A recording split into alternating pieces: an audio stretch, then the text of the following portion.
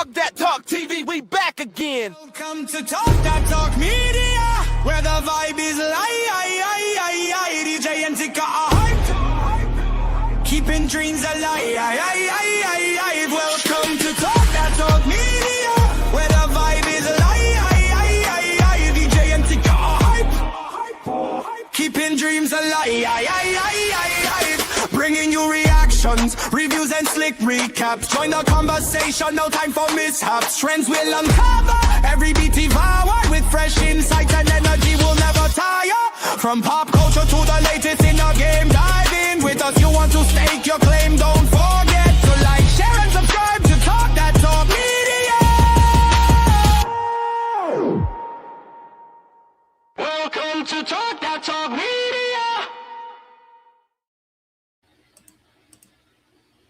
What's up, everybody? It's your girl Tika. And it's EJ. And we over here at Talk That Talk Media are ready to definitely dive on into the shenanigans of Power Book 4, the season finale. Listen, that was the last freaking episode of Force. EJ, what did you think? Because, girl, I was like, wait a daggone minute. What's just going on? Because we got some revealing things. Yeah, it was actually really good. I was okay with the way that Power Book 4 Force ended. I do got some questions about some things are a little bit questionable for me, but that's only because I don't want to see these two no more, and I don't like how we left it so open-ended that they could possibly, carry over where they are not wanted. Well, I feel like you talk about Jannard and Vic. I mean, exactly. That part. Absolutely. I feel you. Like, why give them another story? But, it is what it is. With that being said, thank you, chat. Thank you for coming in and tapping in and tuning in with us tonight. Go ahead, drop your rating in the chat. And I'm going to bring up some more ladies before I'll give our perspective ratings. But with that, I want to bring up Tamika Den. What's up, Tamika? Let us know how you feel about this episode, girl. Hey, yeah. Hey. It was okay. It was okay. It was cute for what it was, but I don't know if it was giving me season finale. I wanted more bodies. It was a little bit too much talking in some parts that, I felt like we didn't need to talk. But other than that, it was, it was interesting. Gotcha. All right. Well, that's Tamika's perspective. And now we're going to go ahead and bring on in Miss Kay, because she taught us calling her Kay Bly. So what's up, Kay? Hey, girl. Hey, y'all. Look, we got to run it back. Okay. What did you think about the episode? Just firsthand. I know everybody literally came through last night, checked out the our first reaction, but what did you think about the episode? So I watched it again today. Just to see, if anything, that I missed, if I was going to feel any different about it. And I guess the more that I was watching it, I felt that it was literally like we're wrapping up. Like Tommy had his little side adventure. Let's wrap this up and bring his ass right on back to New York. Like it felt like we had to tie up these loose ends some kind of way so we can get him on to the next part of Powerverse. So I feel like I don't have any unanswered questions, I guess. Like I feel like we're at a good place to keep the Powerverse going. Like I don't know, because I was trying to think, are there any plot holes that I was like anything lingering? But I feel like they kind of wrapped it up nicely to just go ahead and bring the originals right on back. Gotcha. Yeah.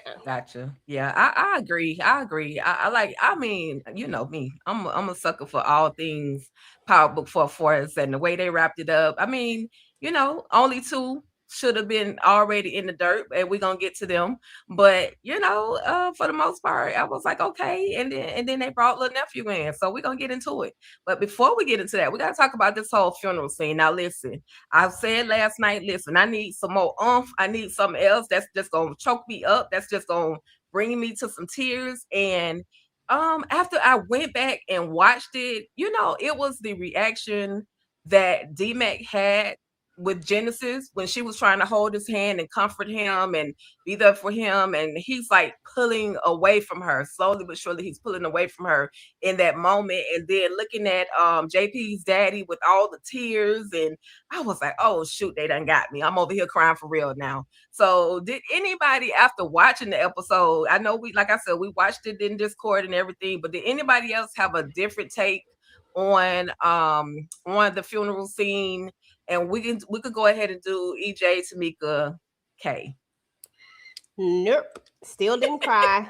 Still didn't hit me. I think they jumped into it so quickly that I don't feel like I had a time to build up to being sad about it, because it wasn't like, it was just like we got to get this funeral scene out the way because we need to have, it was like that part to me was the part that was like, you know, so right. And the thing is that I'm okay with that, because it's not like JP was like a super big character. So I get it, but I do get the significance of them having to have his funeral. Whereas if it had been another character that we actually spent more time with, I could, you know, I probably would see the difference in it. So I'm okay with it. I'm just saying I didn't cry for that reason. I get that. I get that.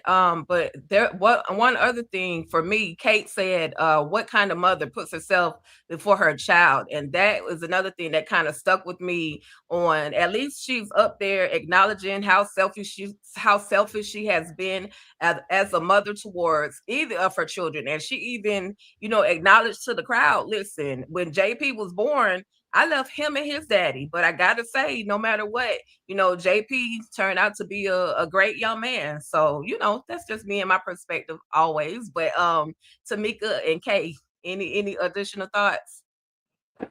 No, that was the part that stuck out to me, is Kate finally taking accountability and saying I was trash. I wasn't there for my child. You know, I thought I was gonna have more time and be able to build something with him now, and now he's gone, and having some regrets, and, you know, saying his daddy took good care of him. That stuck out to me, but I didn't feel no sadness or nothing. I still kind of feel what you were saying last night. Like, maybe if it had been Z-Mac saying something and breaking down, or somebody would have been singing, and you usually give me a little tear out of me from that. But other than that, I was like, okay, yeah, Kate, you telling the truth for once. Facts.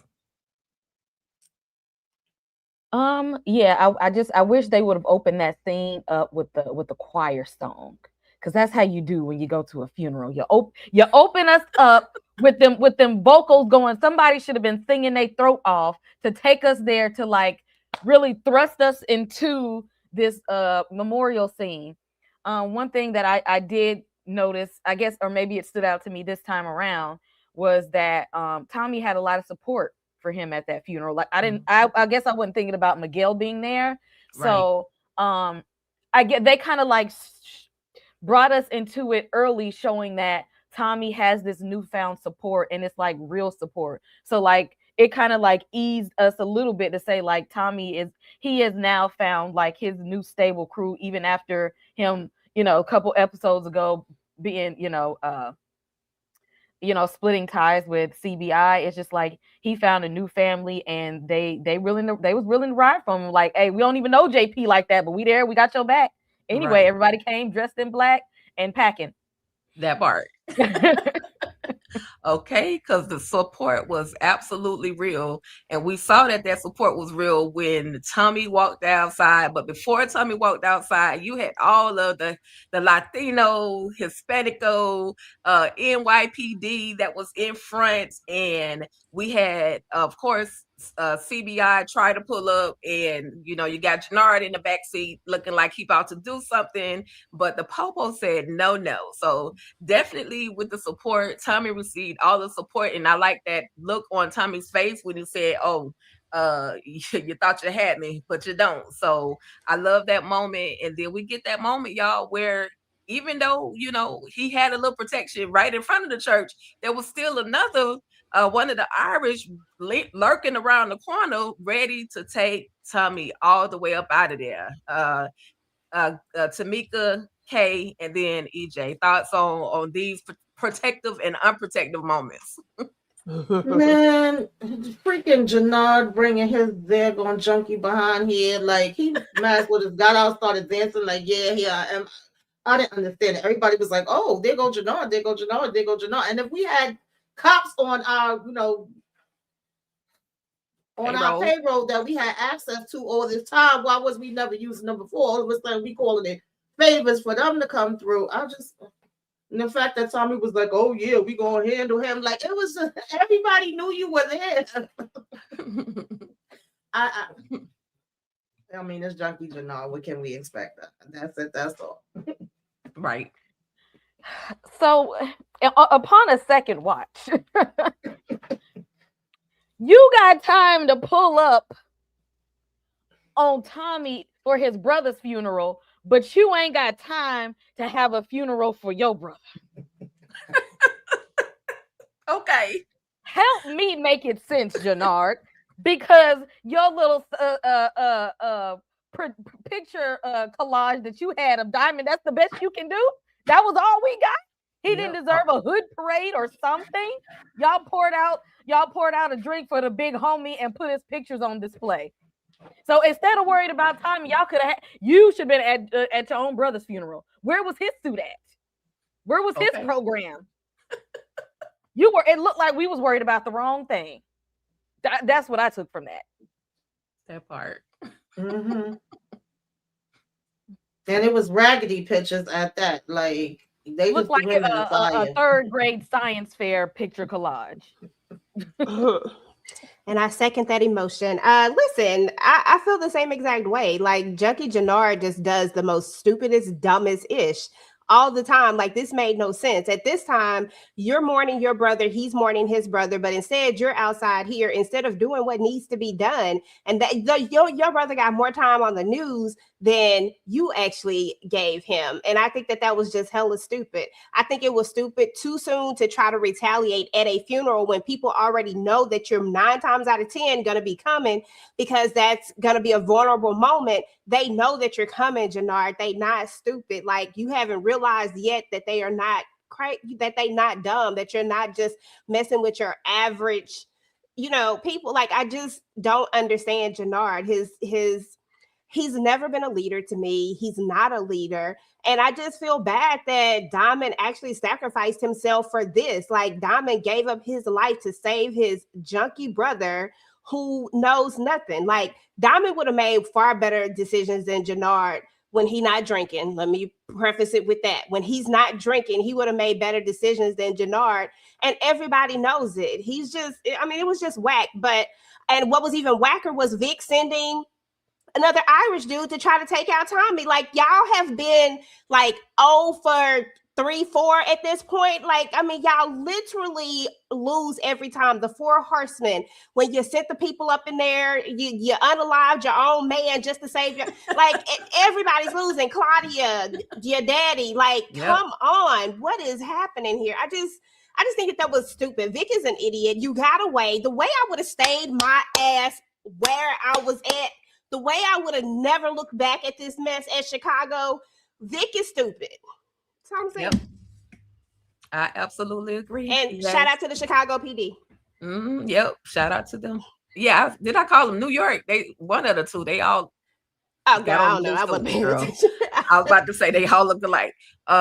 Again, we see now. Okay. Now this fool in the woods. They way out far away from any and everything, and yet all he could still focus on, and I'm talking about Vic, all he can focus on is about how it's nothing out here to do, and it's nothing but the rabbits and no internet or whatever he was talking about. But I'm like, bruh, you're there to hide, you're there to stay out of sight, out of mind. But clearly, Vic, that's not enough for Vic, and we're gonna see later on down the line, he's gonna make his way, like he just said, back to the whole situation. But this one moment right here where Junkie Jannard, he wasn't a junkie for a moment, y'all. He decided that he was not going to take the H-bomb into his arms. He instead of injecting himself with it, he shot it out on the ground. I thought he was, I actually, when I watched it last night, I thought he had took that hit, but in actuality, he didn't take the hit. He was like, okay, man, forget this. So I can't say that his mind is clear. He knows I can't say that he's thinking with a clear brain at this moment. But he looked at the picture of his brother and was like, okay, I gotta tap out. I can't do it today. And here's the beautiful collage that they gave us. I told y'all it was an element, it was a school project, okay? And I'm just wanting to show the people who didn't get to see it. For our fallen hero, okay? R.I.P. to Diamond. No matter what, you loved your brother, but you up out of there because of your brother. So anybody want to say any nice condolences or anything to Diamond? I'm just You're wrong for this.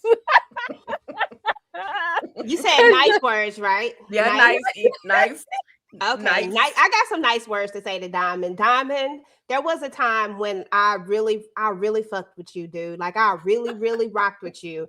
I really thought you was the king. I really thought you was about to come up in here and be a real deal type of ninja. Okay, like that's what I thought you was.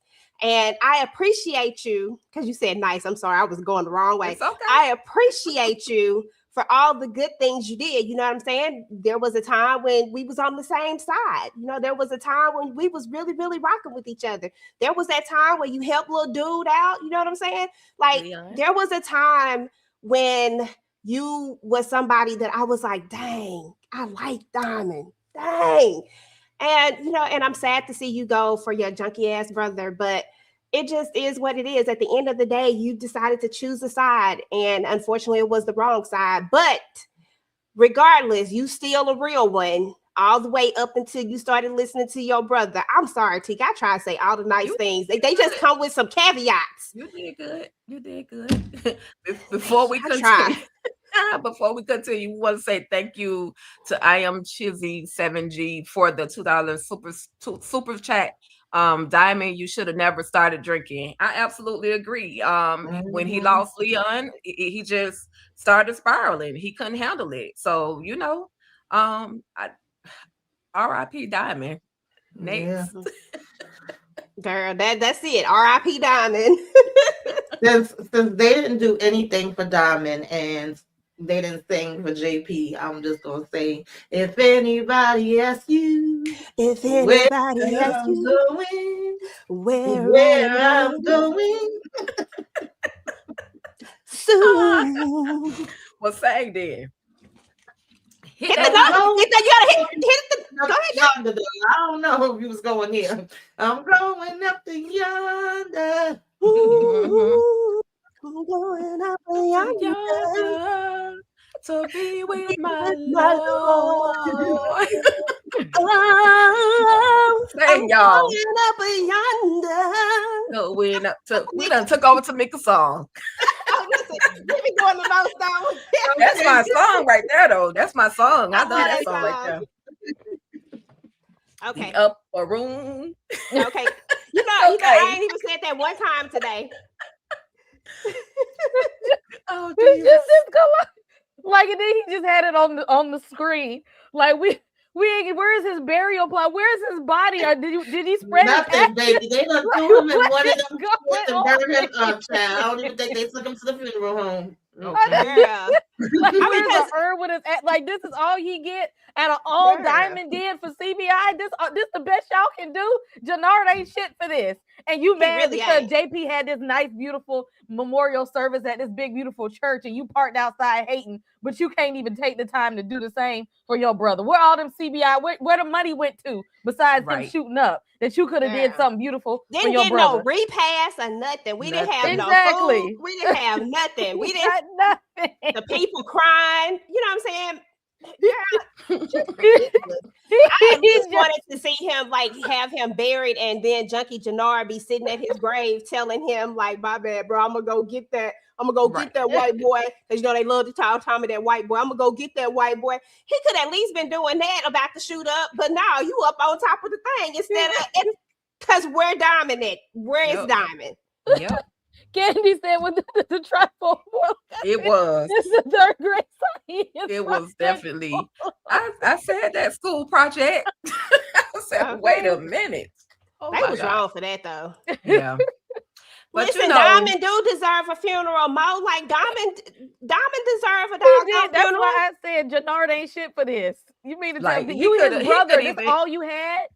He could even have had a funeral home service, like funeral home service more than $5,000. Like they could have put that together. Had a wake, you know, they could have just went in and viewed the body to just pay something. A little memorial, something. We didn't have to see the body. Just put a little memorial up there. You know, Diamond that was their memorial, that trifold bowl, that trifold chart up there. And pour one out for him. I mean, they could have had the hood chicks up in there at least singing around the little barrel of fire or something. Diamond wouldn't have did this to Jannard. Diamond would have did something better than this.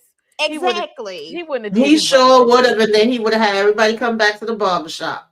Right. Exactly. Right. They would have had potato salad, macaroni and cheese, a few pieces of ham. You know what I'm saying? Like that's what they would have had. Some candy yams. Oh my God. You've been watching too much Waiting to Exhale. I know. Some collard greens. But anyway, we're sorry, Chicken. We sorry. Go ahead. I'm sorry. No, you're fine. It's just an RIP moment to Diamond. You know, well, he was once good. Unfortunately, he had a situation where it caused him his heart to harden. And I'm just glad he didn't allow Gianna back in his life with all of his shenanigans, because she tried to come back and he was like, no, I'm not I'm not no good right now. So I'm glad, he didn't allow that. He could have kept her in the situation, and then she'd have been another body, one of them bodies that Tamika was looking to drop. She'd have been that person. So enough about a gravesite. They could have had a gravesite. You right? I'm just saying. But anyway, R.I.P. Diamond. That's enough. So listen, I knew this man was gonna get popped. Rashawn. What Raheem? Why would you go back and be in this man's face, knowing that you basically were the reason why your people got slaughtered, his people got slaughtered? Why would you be in his face? So as we can see, y'all, he took him out. He said, I'm gonna ask questions now. If I don't get the answer that I want, I'm gonna take you out. So he ends up taking Raheem out. And then listen, I'm gonna have to take my facial recognition off my phone so people can stay out my business. He literally lifted up the picture or his face with a hole in his head and showed it, did the facial recognition in order to see the text message that came from Shanti and basically said that it was a ghost. So he knew. So Jannard wasn't that high that he didn't realize that this man had been a part of this whole intricate plot to take out, Jannard and the rest of the crew, and then in the meantime take out Diamond as well. Anybody had any thoughts on Raheem? He got what he got at this point though. He should have left. Lie wasn't even believable. He didn't even sound like he was telling the truth. Right. Clap what cheek. Raheem, he don't even seem like he was in a relationship with nobody, because didn't he want Shanti? That's what he's talking about, that he was too busy. That's why he was doing it. But that was stupid though. Like, why would you come back? Like, that don't make no sense. And if you were gonna come back, you come back the right way. And when I say the right way, I mean you delete all the messages. Like, you're not gonna be able to say that I was lying. You ain't gonna see no messages. It's gonna look like me and Shanti just stopped talking. I'm not gonna delete them all. I'm just gonna delete the last ones. Like, why did you delete the message? Stupid. And why you ain't got them on a burner phone? Why is that on your regular phone? Where your where your drug dealer phone at? Girl, that part too. She's saying a drug dealer phone. Facts. Him, Vic, and Bobby, dumber, and dumbest. Like, I don't know. We in the running. I don't understand this. I agree with y'all. Like, why were the messages still there? Why would you want to save those messages of all messages? Like, I don't know what the fascination was with it. And why would you come back? He would have never seen me again. I would have been in the ring. That part, Tamika. So another body fell. Then we had this moment where Poe D-Mac, he's struggling. He want to go out and pop off, but Uncle Tommy told him not to do it. He ended up beating himself up with the blicky, just going through it. And then we got Kate, who in somebody's business, talking about, are you still thinking about leaving my son? And shouldn't she get the heck on? Like, your son, the block is hot, and even your son know that she's not in a good space. But there was just that little moment where Kate was just being real dismissive over Maria, And Maria was just trying to help, trying to be there. And, she held it down. She was respectful. Somebody else probably would have snapped on Kate, but Maria, she chose not to. Then we also have that moment where, Shanti basically lets Tommy know that Raheem is up out of there. My inside man ain't no inside man no more. And so who else is telling her the information? Because how she know he got popped that? Oh, he took the body and put it in her gym in the center of the ring. Okay. So yeah, I answered my own question. But any thoughts on, these moments? And then even with all of that, there was a moment where Maria told Tommy, how strong he was. She was saying that he's broken but unbreakable at the same time. And I was like, okay, bars.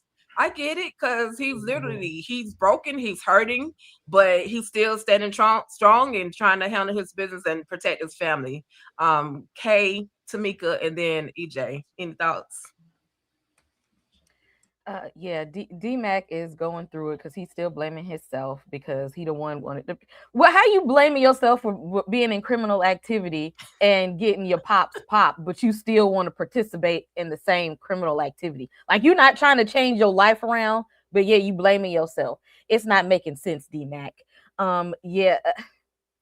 Kate, you know what? She did the right thing when she told Tommy, I have to do this for my own sobriety. Like, I can't be in this environment. It's triggering for her. That was actually very healing of Kate to say that, because normally she would have kept putting herself in issues that were traumatic, and she would have ended up doing something that was going to have her to relapse. So it's a good thing she tried to get herself out of there. And I don't know. I'm not attached to Maria. I don't know what it is. I actually like Miguel now more than her. I don't know why. I don't know how I flipped all of a sudden. I like him now, him and Miss Piggy. I don't know what it is about her that gets on my nerves, because she be trying to act like she's so about this life. No, you're not. No, you're not. The best you could have done is just go away. Actually, don't come back. Stay safe. Yeah, Z-Mac was clean. He was looking handsome. And he was doing what we expect, D-Mac to do. It wasn't no shock there. Just finally he listened for once in his damn life, because you did cause all this shit. You was out here in these streets doing everything. Every time somebody told you, sit your behind down, you just kept going back out. So at least for this situation, he did listen and calm his little self down for 2.5 seconds. And Kate, I was giving you credit with the damn funeral for taking accountability, and then even with telling Tommy, like, yeah, I need to get up out of here. I need to go back to New York and, could try to continue my sobriety, because if not, I'm about to be snorting every damn thing up my nose. But then you come at Maria like, oh, are you still going to leave with this type of attitude? And if anything, I feel like you should have had your aha moment where you just finished saying, you got to put your kids first and what you got to sacrifice as a mother. You should actually have been helping her. Like, girl, we going to get your ass up out of here, because if you keep hanging around my damn son, you and your baby probably ain't going to make it up out of here. But, Right. That part, Tamika.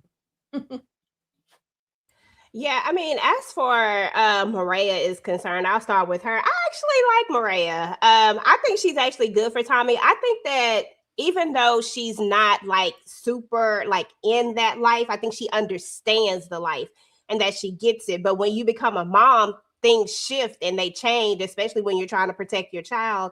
And so I think that for Maria, what it is that, yeah, I want to be with Tommy, but I want my child to live more. And now I got to think about this a little bit differently. I think it was commendable that she decided to put her kid first, regardless of, but I think that the way that they made it look like she was doing it made it look kind of sketch, when the truth of the matter is that Tommy agreed with her all along. Like, this is what she should have done. And I didn't understand why Kate didn't agree with that either, because like Tamika said, she just gave this big whole speech about protecting your child. You see the camera kept panning down on Maria rubbing her stomach as she's giving this speech, and the way that she's looking, like she's thinking like, yeah, you're right. You have to be willing to put your child first, because she was like, what kind of mom puts herself before her child or something like that, Right. But and so I didn't understand Kate's reaction to that. I do get that it needed to be done in a certain way. Like, it needed to be a conversation per se. And I get that Tommy would have had some pushback with it, but when it's all said and done, he just would have had to get on board with it, like point blank and period. Like, this is what I'm finna do to go protect our child. I'm gonna go down here to Medico. Right. And when this is all said and done, come back and get me like she did. But she just didn't say it to him face to face. But I think he appreciated that in the end, because it wasn't like a Holly or any. She's just not like any of them, and I think that's why I like her. Lakeisha was never about that life, ready to snitch at the drop of a dime as soon as things got hard. You want to spend the money, you want to do all these things, you want to live the life, but you want to snitch. I didn't like that. And then you got Holly, who was just ready to drop a dime on Ghost. Like, they both, matter of fact, they both wanted to snitch on somebody. Anyway, it's just like, I think Maria would just stand tall. I just think that her and Tommy can give him that balance. And I don't think very many other people have been able to give him that balance that we've seen. D-Mac, listen, D-Mac has come a long way. I promise you, I did not like D-Mac at first, but in the end, I mean, D-Mac just D-Mac at the end of the day. And I had to just come to terms with that. And I just hope that he can just get a hold of that wanting to jump stuff and never thinking. But Tommy used to be like that too. So, I mean, maybe it run in the family. I don't know. And then, I think I talked about it. I think that's it. And then as far as Shanti is concerned, I was just glad. I became a Showstopper fan. I ain't even gonna lie to y'all. Yeah. Because we thought Shanti was about to flip on Tommy the way she was moving, but it was her plan to go, and because Tommy said the only thing that he can he's weak for you. Basically, he would do anything that you ask him to do. And so, we're gonna get to that. We're gonna see where she's gonna go and try to convince Jannard that she's riding for him. But before we get to that moment, we gotta talk about Sang and Bobby. The intricate plot. Bobby has jacked up Singh. He shows him the image of him and Chan over at the restaurant kicking it, and now I know you dirty because here go the payroll. I see you on their payroll, and what we gonna do? So they agree to attempt to set up Tommy. We're gonna see how that play out. Any thoughts about the plan before it became the actual incident? And we can go EJ, Tamika, K. I ain't got a whole lot to say on this one. This was just stupid. This was just dumb. I mean, I think I saw this coming from a mile away that Singh was at first I was like, is Singh gonna make it? Is he gonna make it? If he didn't take him out, then Singh was gonna live. Like, it was just that simple. If Bobby didn't take him out right then he was going to live and he was still going to be crooked. I mean, it just is what it is. You always got to have somebody that's crooked in the thing. And Bobby just went about this the wrong way. He was thinking about vengeance for a woman that you was trying to divorce that you didn't really even like that. Stop playing with me right now. I'll never believe it. Y'all will never get me to agree with the fact that Bobby liked her. That he didn't like her no more. He didn't like her like that.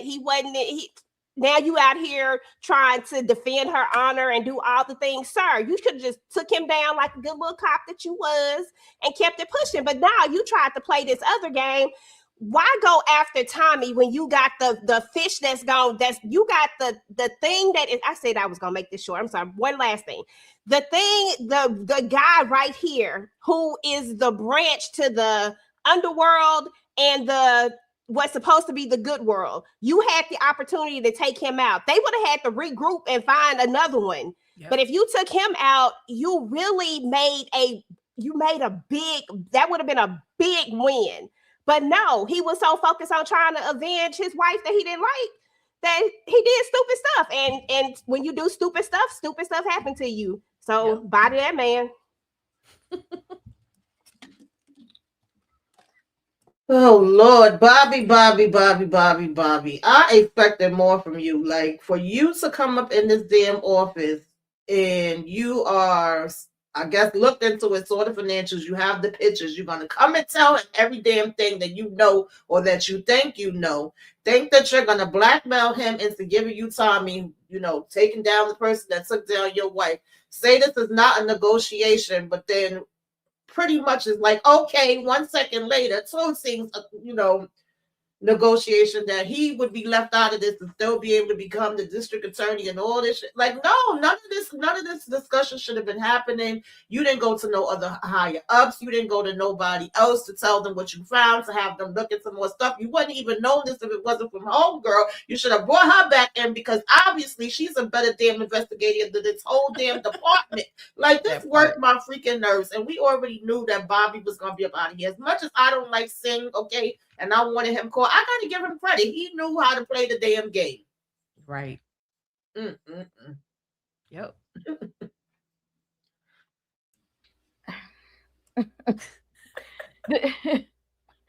It's like the anger and frustration that he has trying to avenge somebody's death that he was trying to serve papers to is just appalling to me.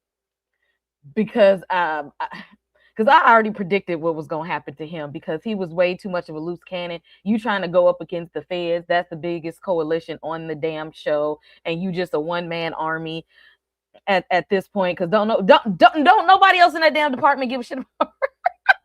They don't care. And quite frankly, you didn't care either. You didn't care either. You all of a sudden want to come in and play super husband, trying to get your best husband of the year trophy, and knowing, when you meet up with her in the afterlife, you still don't want to meet up with her, even in the spirit world.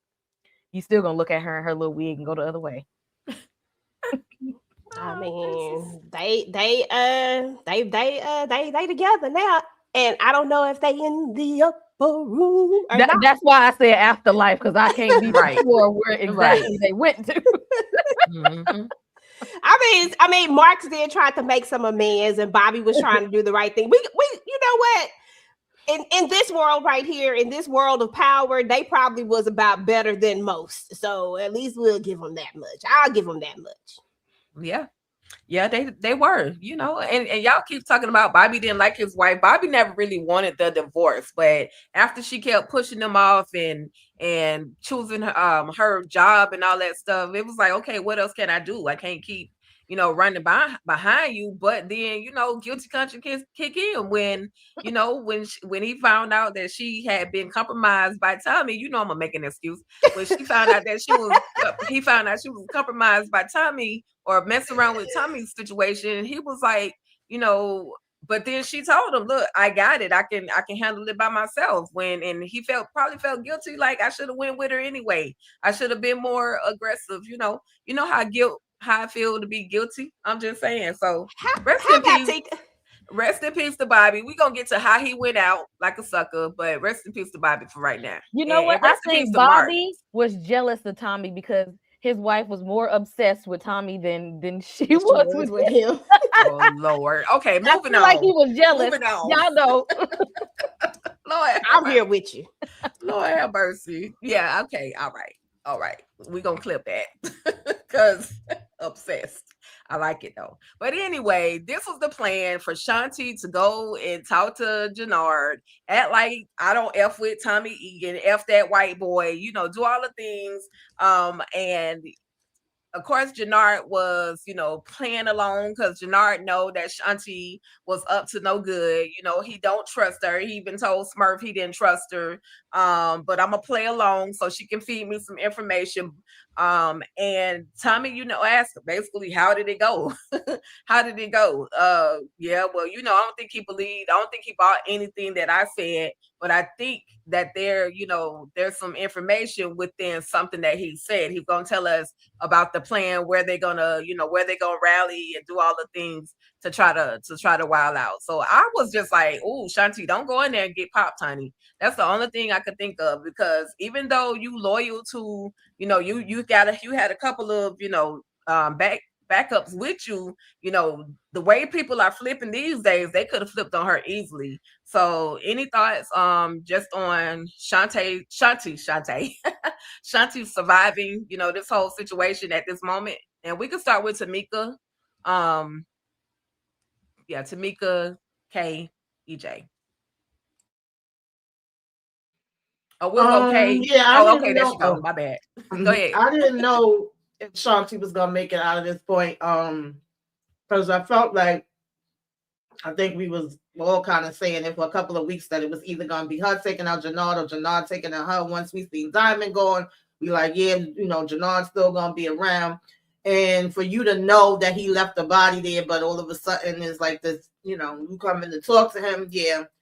And would he believe her or anything she's saying at this point? I mean, he already seen all the texts and he already pretty much knew, so it wasn't looking too good. But we still gonna play the game. We gonna act like, you know, oh baby, I could get back with you, and she over here like, no, I never want to get back with you again. But you know, it's all about the money and the business and the power, money, Right. power, power. Oh, Okay.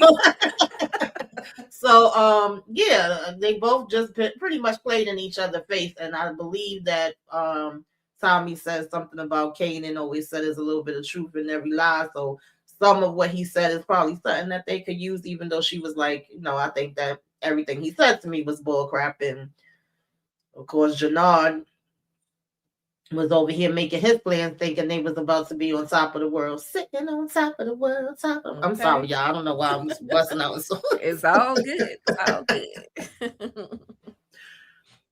I love a good intrusive thought.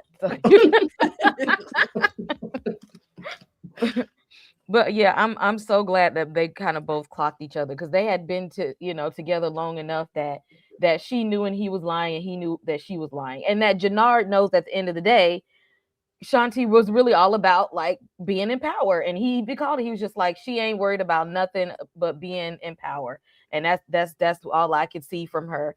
And even if he didn't know if she was really loyal to Tommy or not, he knew at the end of the day she was really just trying to get on top, whether she had to step on him or not. Mm-hmm. So that should, and I was glad she made it out there alive, but he knew, because Jannard still do have a soft place for Shanti. Right. Like he still do, like he loved, that girl, he really, really cared about her. And had it not been for her, he'd have still been strung out looking like Pookie in New Jack City. So he actually does owe her a little bit of respect to not have just popped her in front of everybody. And honestly, if it was hand-to-hand combat, she would have whooped his ass anyway. Dang. Mm-hmm. Okay, so first, that part. Now, first of all, how you gonna cheat on Shanti? Y'all just gotta take it back for a second. How you gonna cheat on Shanti when Shanti was the one that was there for you the entire time? Shanti is the reason why you are not already in the upper room, because Heron was gonna take him on up out of there. Okay, like that's what was going to happen to him. But Shanti stood by him, even though she knew he was on them drugs. Then he want to go get into fentanyl. When she told him no, she didn't want to do that. Like Shanti really was about that ninja for whatever reason. But he wasn't no doggone king, y'all. I'm just gonna keep it real. Jannard ain't never been a king. Jannard, she kept trying to hype him up to be a king. Jannard wasn't that. He just wasn't that. And yeah, at the end of the day, Shanti is the only person out here who told the truth at every single turn. And you know what that truth was? That if you not with me, you against me. If you not, if you doing you in my way, then shit, you got to get out the way. Like she was the only person that stayed true to that. And so for that reason, I rock with Shanti. Like I really love this character. And it's funny because I started out liking this character, then I hated her. And then when Kay said something in the chat, it made me realize that that's what it was. It was Jannard. Exactly. It was Jannard. It was Jannard the whole time. That's why we didn't like her. It was him. As soon as he was gone, I liked her instantly again. And I remembered that. I said, you know what? That's a point. But she did take a chance, though, coming up in here like this. But I think that Jannard still had that soft spot for her. So he wasn't going to do it. If he wasn't pushed or provoked, he wasn't going to do it in cold blood like that. You know what I'm saying? Not to mention, he didn't shoot them drugs up his arm that day. So he was more lucid too. So he was thinking more. He tried to think strategically, even though it was stupid, thinking that he could play her. Because now, granted, she said she didn't believe nothing he said, but he said that I don't believe her, but I'm going to use her. Sir, you've been around her long enough to know that that's not what was finna happen. Like, that's where Jannard messed up at. He messed up at thinking that for whatever reason, she literally was going to, go back and tell Tommy this, and that it was gonna, like, sir, you already knew it was a setup. Just come on, think a little bit further. But I gotta remember that Jannard been on the drugs, and you know, And he done been boxed upside the head too many times. He's killing his brain cells, son. You're killing your brain cells. Okay. And boxed upside the head one too many times. So this moment right here, oh, I love this, y'all. Ortega thought he was the man. So anyway, Che calls this big old meeting. And at first I thought I was gonna have to do something to Che. But basically, Che gets up and makes this whole little speech saying that they're about to make this whole new regime. The Marquez cartel and everybody were going to, rock together. This was gonna be one, we was gonna be one big happy family. And he said, but there's been one man that ever since he been in town has been causing a whole lot of problems. And he points the blicky at Tommy, or I will say, because I was trying to be nosy and look and see if he was going to point it right past him, but it looked as if it was pointed directly at Tommy. So then he says to Tommy, but it's your call. It's your hit. Basically, here go the blicky. Do what you got to do. And Tommy gladly obliged and put 1, 2, 3, 4 in Ortega, and then put another one to the dome. Any thoughts on just this whole setup, how everything played out? Did you think Tommy was about to be a goner? Any thoughts on that moment? It all happened so fast, but I'm glad that I did upon a rewatch, because, and this is where good cinematography comes in. That's why I had to really watch this scene, because the way that they had Tommy framed, and they had Miguel diagonal standing on the other side, kind of giving, it looks like he may have flipped on him. And for a split second, we was just like, oh, they tried to play in his face this whole time. And that's the way that they framed it. And then when they shifted the camera again, all you seen was the gun being pointed at Tommy. And so for a split second, we was just like, wait a minute. Is this about to be the end? Because Tommy didn't even have no words. He didn't even know how he was going to talk himself out of that.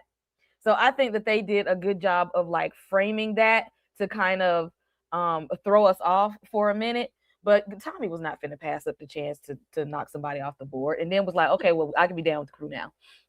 Because in the beginning, he was just like, I'm not doing it. He was like, no, I'm not doing it. But this is just, it's never going to work. And then he was just like, all right, Dan, we good. Everything is squared away. Everything is everything. Yeah, because he didn't want to F with Ortega. Ortega had been the pain in his side for the longest. So yeah, I wasn't mad at Tommy for that decision. But I was just like, don't do it. Don't take him out. It's like, this can't be this. This can't be how it's going to go down. Oh shoot, it's my go. Yeah, I'm sorry, I was in the chat. Yeah, for a whole second they had me. I was like, oh dang, Tommy can't go out like this. In my mind, I wanted to click the little thing to see how much time we had left, but y'all know what was happening last night. But I couldn't see, so I was like, dang, this got to be this too early in the episode, based on my my math of where we at in the episode. So I was like, who finna save him? So then I was like, it's like Kay said about the camera thing. I was like, dang, Miguel, I was just liking you, dog. I was just liking you, homie. You know what I'm saying? I was about to go learn Espanol and everything because I like Miguel so much. I was like, I like him. And then for a second, I was like, dang, now Miguel finna take out Che. It's about to be some stuff, because I was like, now he not gonna let him take him out. I didn't even notice that that's what it was the cameras, the way the cameras were shifting. I was just thinking in my mind, oh, dang, now Miguel finna have to take Che out. I was like, who finna save Tommy? But thank goodness that's not what it was. That part. Any thoughts on that to me? Child, for me, I first of all, I didn't even expect Shay to be here this long. He could have been out of here. Miguel could have been out of here. I ain't give a damn about them. But I did like the way they did it, rewatching it today. It was like you thought he was talking about Tommy, especially with him saying, oh, ever since he came into town and he pointing the thing in that direction. Then I was thinking oh, he's going to take out Miguel, or he's going to have Tommy take out Miguel. And then it's, because Tommy was adamant, nah, I'm out of here. I'm good. Of course, he ain't want nothing to do with Ortega. And Ortega, definitely, he was one on the list to go. So I didn't give a damn about him. But then when he was gave it to him, it's your job. And Tommy want to be taking all damn day, going in slow motion, one tap at a time and this and that. Nah, Just get to it. Get him up out of here because that definitely wasn't gonna work. But yeah, I was like, oh, okay. I said, I see what y'all did there.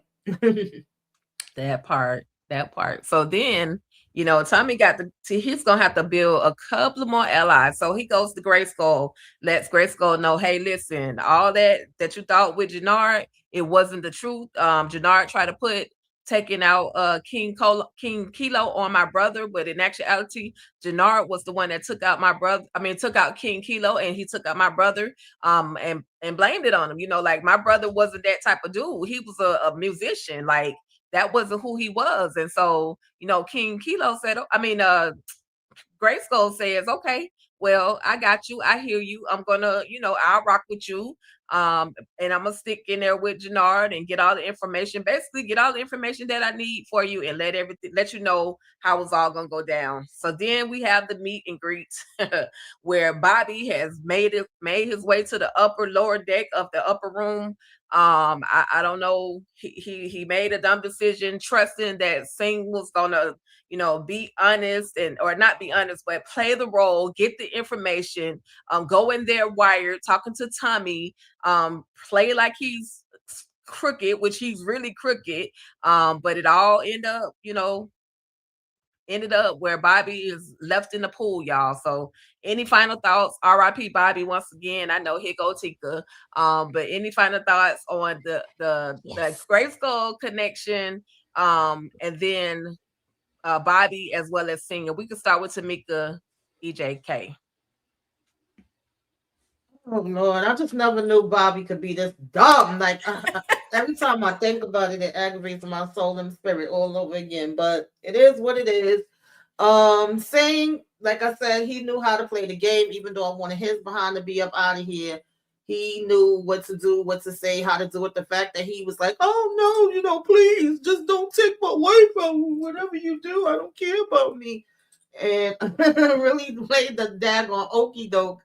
And then Lord of Mercy just sprayed Bobby all over the damn place. And also Grayskull, child, you should have known. Like, I don't understand how you did not know when you did know that Jannard was lying to you all the time. These people in here flip more than damn pancakes, okay? It's crazy how they just flip back and forth from side to side, in and out all around in 2.5 seconds. But okay, boy. Don't you know. But yeah, I didn't understand though on rewatching this, like when Tommy sees the wire and then he's like, yeah, the wire, that was a good touch, and I'm gonna need you to go ahead and get me that recording. I was a little lost with that part. What does Tommy need the recording for? Because it's got him on the thing talking about the whole situation with Marks. Kind of somewhat confessing to his criminal activity and somewhat some involvement with Marks. Just like, you know, they get a recording. So he felt like, hey, I need that record. I'm gonna need that recording. And so now he's gonna have Sing on his payroll, and yeah, Sing made it out, baby. I did not want this, but I can't be mad that he was smarter. I'm not mad at Sing at all, y'all. Like, I thought that this was a great move. Clearly, at some point in time, the way I figure it happened was, I mean, we know that he was on the cartel's payroll already. So the way I figured that it happened is that somehow, I don't know when, because I don't think they ever really tell us exactly when, but I figure maybe Sing reaches out to somebody. Maybe he reached out to Tommy after the Bobby thing. Maybe he reaches out to Tommy then because he knows that he needs to be on the right side of this. Like I mean, y'all know what I mean. Yeah, because then they had made the coalition. I mean, pact to join with each other. So I guess that was an off-screen moment because I was a little like, it had to be. Yeah, it had to be an off-screen moment where they have a conversation and then they come up with this plan or whatever. And the way that Singh used the word wife, like the way that he perfectly planned it so that Bobby would come out when he uses the safe word wife, I mean, I just thought it was, I said, okay, Sing, I'm not mad at it because he knew what he was about to do. And like Tommy said, listen, I wasn't planning for that because listen, Sing said he wasn't going down and he wasn't going to let his wife go down and he wasn't going to go down. He was going to take this all the way. And he didn't care who he worked for. All he know is that, and even though he said partners, Tommy said, "Nah, you work for me." But listen, let's get it together. But you know, it is what it is. But I thought it was perfectly played out. Grayskull just, I don't think Grayskull ever wanted to be a part of the coalition when it was all said and done. He just, you know, moving the way he just moving stupid. It's just dumb. I don't know. Grayskull just irks me because the way that y'all ran up in that barbershop 50-11 times, got lied to 50-11 times, and yet Jannard and Diamond were still alive even then. Like, you didn't put that together. Like, the fact that you just now clicking all of this together when Tommy puts it together for you is just stupid. And why are we out here even fighting King Kilo's beefs anyway? Like, what are we even doing? Like, why? No, like, nobody cares about that. Like, it didn't have nothing to do. Like, it was just stupid. It was a dumb move on King Kilo's part. I get it, the street code and all that crap. But at some point, when does business become business? When does it, thought making money was the purpose? Like, that's what I thought. I thought that we here to make money and bump all the other stuff. So that's why when Grayskull is taking on this whole mission, like, sir, do you want to make money or not? Like, why? That man is gone. Let him be. Okay, like, let it go. But I loved it though. Glad Grayskull came to his senses. Yeah, it was either that or be up out of there. So yeah, because he looked when Tommy was telling him, like, think, like, do you like what purpose would my brother have to, you know, pop off Mr. Wade in the water? Like, exactly. He's a musician. Like, exactly. Like, he has no stakes in the game. Like, and Grayskull was looking like, you know what? Because I think it like finally clicked for him. Like, damn, like Jannard lied to us again. Yep. It's like, here you go, lying again. Yep. Of course. I feel like he done gotten, because Jannard has gotten over him way too many times. Way too many times. Yep. So we see that moment where, you know, we already saw this moment where Grayskull is there, so he's gonna pass that information along to Tommy. Jannard think he got it going on. He don't know. He had no clue to what's really going on or what's really about to go down around him. So we'll move on from that because we got to talk about D-Mac real quick, where D-Mac goes and takes Genesis some money and it's like, girl, I want you to, you know, I need you to get out of my life.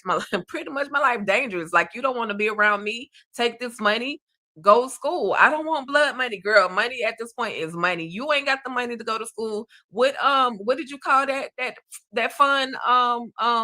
K, the JP scholarship fund. Okay, you better take that JP scholarship fund and go in and handle your business over there in Spelman.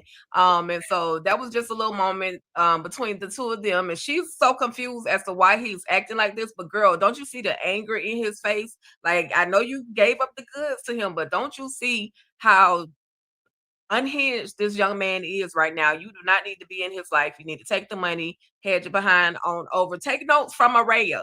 Maria literally left a note and said, okay, I got to do this for me, you, and the baby. I'm just come and get us when you're done. Come and get us when you've won. And so, you know, any thoughts on, and we can start with you, Kay. Any thoughts on these two moments right here? D-Mac was trying to do the right thing here. And even though when she said, I can't take no blood money, he said, I sold my bike. Now, mind you, he bought the bike with the blood money. So, I mean, same difference. But girl, take it how you get it, okay? Take that scholarship fund that he's trying to get, the JP musician scholarship fund for underprivileged youth. Okay. Take it and go on to school. D-Mac is trying to set you up for success. Of course he should go with you. He's a very intelligent man, but right now he is angry. He is grieving. His feelings are hurt. He is out for blood. He wants vengeance for his father's death. He is going through some guilt and some shame right now. This is not the time to de-escalate the situation. You don't have the tools and the skills to de-escalate this man. He is trying his hardest to say, I am not good for you right now. Okay. I shouldn't have been hanging out with you in the first place. I shouldn't have. People around me, see, you know, And you don't even know that he offed his own best friend. His that was like a brother to him. You're playing with your life right now. Go and do the right thing and go to school, but you trying to come at somebody who is already highly escalated and angry. Right. Girl, get out. All you had to do was say thank you and holla at me whenever you decide to come on down and go to school. Like, it is not, you don't have the power and ability to talk D-Mac into anything. Tommy couldn't talk D-Mac into anything. JP couldn't talk D-Mac into anything. And you think you finna talk D-Mac into doing anything? Right. Girl, just going to go to school. I would have hugged him, Tika, and I would have said, you know what? I love you. I love you. I love you. Stay safe. And then I would have took that money and went on. Okay. It reminded me of that moment. I remember when Tasha tells Tariq, like, go to school, live your life. That's how D-Mac was trying to tell her, like, go to school, live your life. Like, literally, I'm no good for you. And I felt like D-Mac was trying to do something that was completely unselfish in this moment. And it was in the D-Mac way. Like, we've gotten to know this character a little bit now. We know that D-Mac this is just who he is. But in this moment, he was trying to do the right thing. So I mean, in theory, it was blood money, kind of, but at the same time, he sold his bike because he knew what she would say, you know, and that right there says a lot. Says that he cared about her and that he wanted to see her do good things because he knew that she was better than all of this. And her I don't know what she thought was going to happen. At that moment, he's too emotional right now. He's too in it right now. Like, first of all, he doesn't even have there hasn't been a vengeance for his father's death and all the guilt that he feels for it. All of that stuff compiled on that. Your little cootie cat wasn't finna keep him there, ma'am. I'm sorry. It was not finna do that. That wasn't finna happen. Right. So it is what it is. You know, unfortunately, D-Mac doesn't go, even though I thought maybe there was a moment where D-Mac would change his mind. But after I saw how angry he was, I knew he wasn't. This was the life that he felt like he was meant to be in, and he was going to stay there. And so it is what it is. Oh, yep. D-Mac. Yeah, the way I would have grabbed that envelope out of his hand and I would have put money in my bra, money in my shoe, money in my bag, money in my back pocket. Call me or don't. Like, that part. That part for sure, Tamika. That part. Hey, she thought anyway, we can't rationalize these 18, 17, 18-year-old minds these days.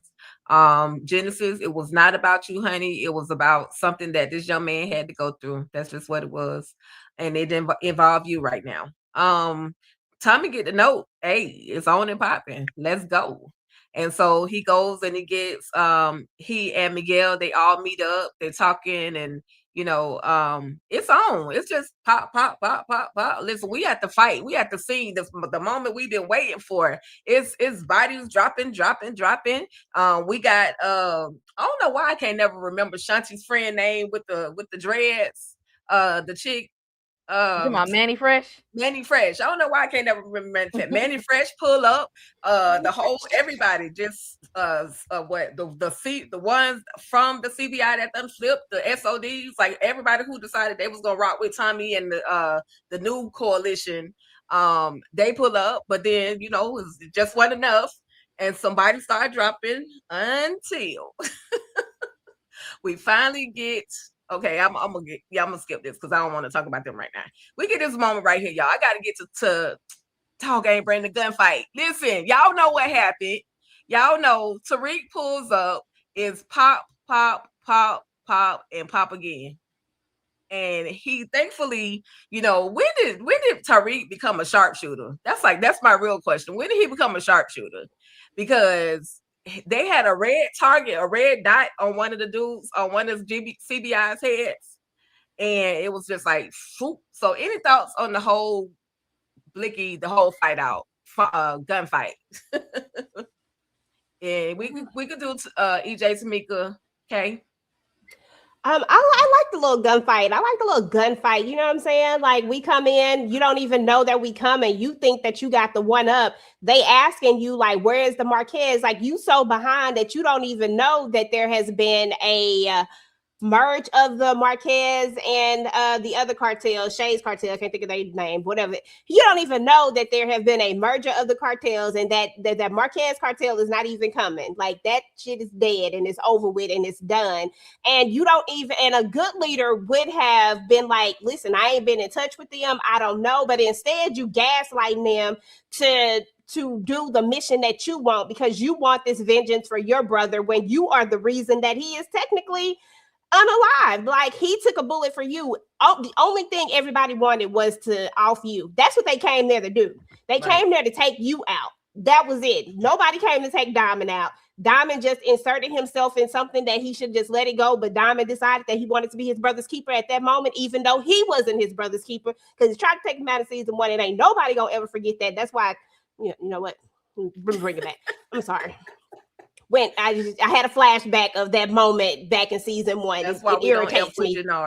Okay, exactly. It irritates me. But anyway, the whole point is that they got the jump on them when Jannard thought that they was really ahead of the game. And I'm just like, this just shows how stupid Jannard is. Like, he's never thinking 2 steps ahead.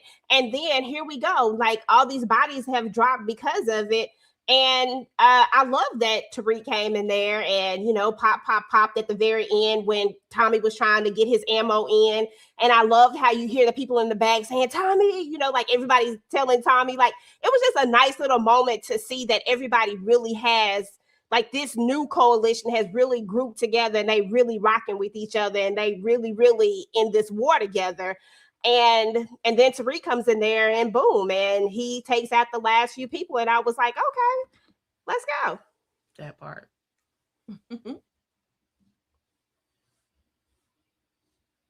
It was so hilarious to me when that red dot was on homeboy. He was like, Smurf was like, oh shoot. Child, y'all are not paying attention to anything. But again, we are following Junkie Jannard, so nobody is surprised with that.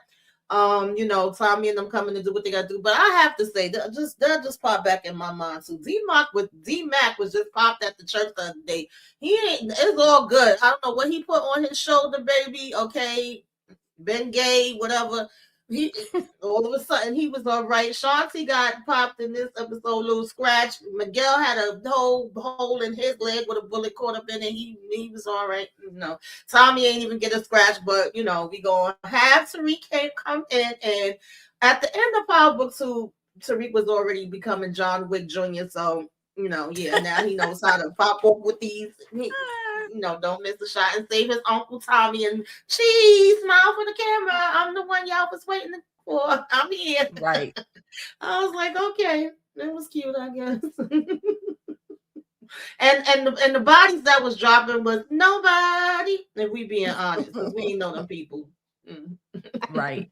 That's what we could say. Nobody, yes. Baby. Yeah, Tariq said he was clutch then, and they pulled up on Jannard and them. They wasn't even ready. They just sitting around talking like, yeah, we gonna be ready for them. So when Tommy comes, so we got to make sure he won and done. And all you see is this scope delays.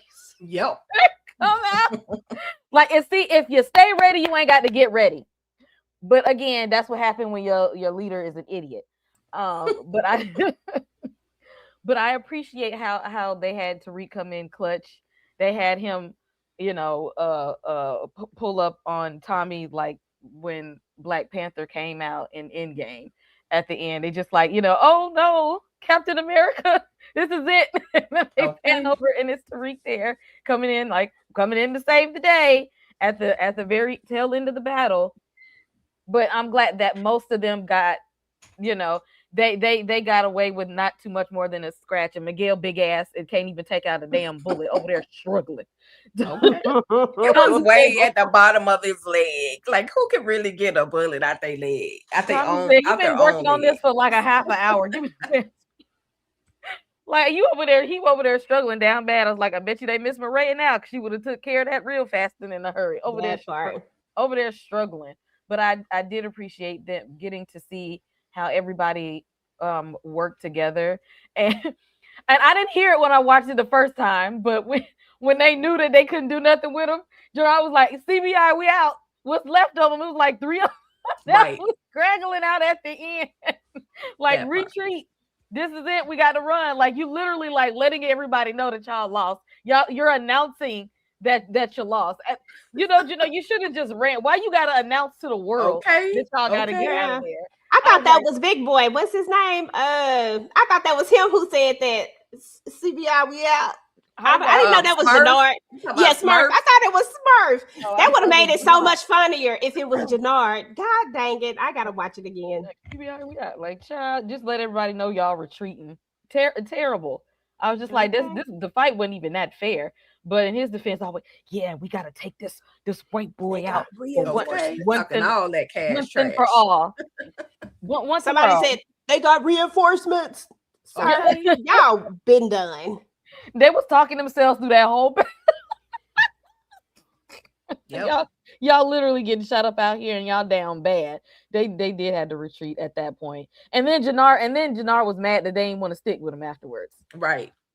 Because why you mad? Like there's nothing left. Like how did it take y'all getting shot at to realize, you know what? We really didn't even like y'all in the first place. We was really here for Diamond. Like at the end of the day, Jannard, we don't even like you. And that was exactly. He was mad that they called him out on that. Like how you get an attitude that nobody really likes you. They should have had the courage to tell him a long time ago, but they tried to stick with him because of the name of CBI. But as you can see, everybody has literally abandoned the shenanigans of Jannard, and now he's stuck with Vic because Vic Flynn think he's trying to make a name for himself. He's trying to leave a legacy of his own, and he pulls up out of nowhere and walks in and talks to Jannard. And as Jannard is sitting there looking at the blicky, like, what was you thinking? Was you trying to take yourself out because you left by yourself?